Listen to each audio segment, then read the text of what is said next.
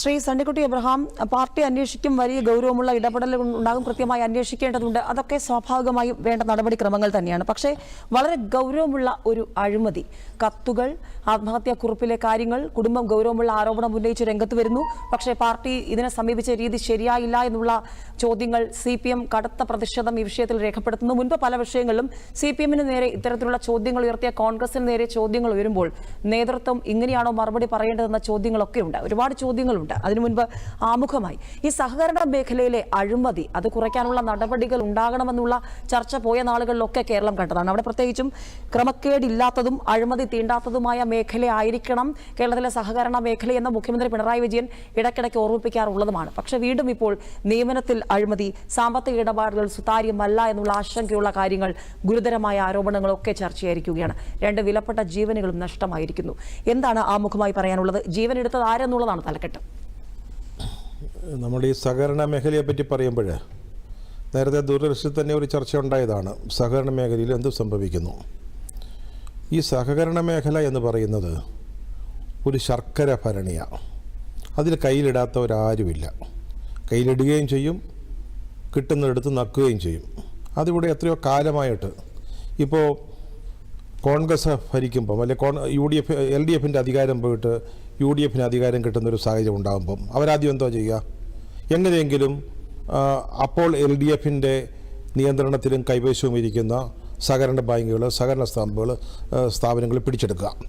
ഇപ്പോഴത്താണെങ്കിലോ LDF ആണ് പുതുതായിട്ട് അധികാരത്തിൽ വരുന്നതെങ്കിൽ കോൺഗ്രസിൻ്റെയോ UDFൻ്റെയോ കൈവശമിരിക്കുന്ന സ്ഥാപനങ്ങളൊക്കെ പിടിച്ചെടുക്കുക. കണ്ണൂരൊക്കെ നമ്മൾ ധാരാളം കണ്ടിട്ടുള്ളതാണ്.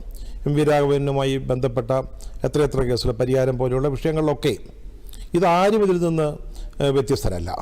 പക്ഷേ അടുത്ത കാലത്തായിട്ട് ഈ കരുവന്നൂർ അല്ലെങ്കിൽ കണ്ടല പോലെയൊക്കെയുള്ള സഹകരണ ബാങ്കുകളിലെ തട്ടിപ്പ് അത് മറ്റൊന്നാണ്. അതിന് മറ്റൊരു അഴിമതിയാണ്.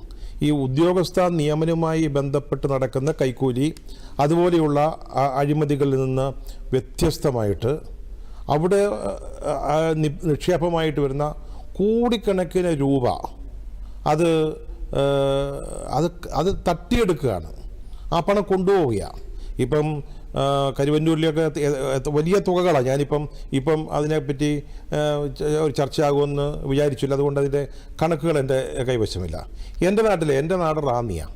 അവിടെയുള്ള ഒരു കൊച്ചു ഗ്രാമത്തിലെ ഒരു സഹകരണ ബാങ്കിൽ എൻ്റെ അമ്മയ്ക്ക് കിട്ടുന്ന കൊച്ചു തുകകൾ നിക്ഷേപിച്ചൊരു 1.5-2 ലക്ഷം രൂപ. ഞാനത് അന്വേഷിച്ച്, അമ്മ മരിച്ചപ്പോൾ അന്വേഷിച്ച് വന്നപ്പം 5 പൈസ ബാങ്കിലില്ല. അതൊന്നും വിഷയമായിട്ടില്ല. അവിടേക്ക് എന്താ സംഭവിച്ചതെന്ന് ചോദിച്ചാൽ അവിടെ നല്ല നിക്ഷേപമുള്ള ഒരു ബാങ്കായിരുന്നു. അവിടെ ആ നിക്ഷേപമൊക്കെ ആ ബാങ്ക് ഭരിക്കുന്ന ആളുകൾ വായ്പയായിട്ട് കൊടുക്കുന്നു. വായ്പയായിട്ട് കൊടുക്കുന്ന എന്ത് കിട്ടിന്മേല ഏതെങ്കിലും കുന്നുംപുറത്തുള്ള കുറേ പൊട്ടപ്പാറ ഉള്ള ഭൂമിയുടെയൊക്കെ ഈടിന്മേൽ ഇതൊക്കെ അങ്ങോട്ട് കൊടുക്കുക. അതിനുശേഷം ഈ പണം എവിടെ പോവുക? ഈ പണം കിട്ടിയ വായ്പ കിട്ടിയവർ കൊണ്ടുപോവുക.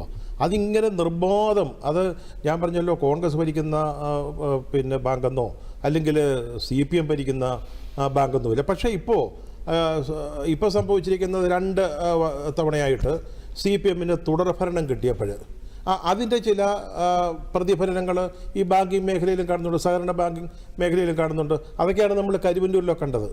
AC മൊയ്തീനെതിരായിട്ടൊക്കെ പോലും പരാതി ഉയരുന്നു. എനിക്ക് തൃശ്ശൂർ ഞാൻ ജോലി ചെയ്യുമ്പോൾ, മാതൃഭൂമി ജോലി ചെയ്യുമ്പോൾ എനിക്ക് ഏറ്റവും നന്നായിട്ട് അറിയാവുന്ന ഒരാളാണ്. അദ്ദേഹത്തെക്കുറിച്ച് ആരും ഒന്നും ആക്ഷേപം പറഞ്ഞിട്ടില്ല. അദ്ദേഹത്തിനെതിരായിട്ട് പോലും ആക്ഷേപം ഉണ്ടാകുന്ന രീതിയിലേക്ക്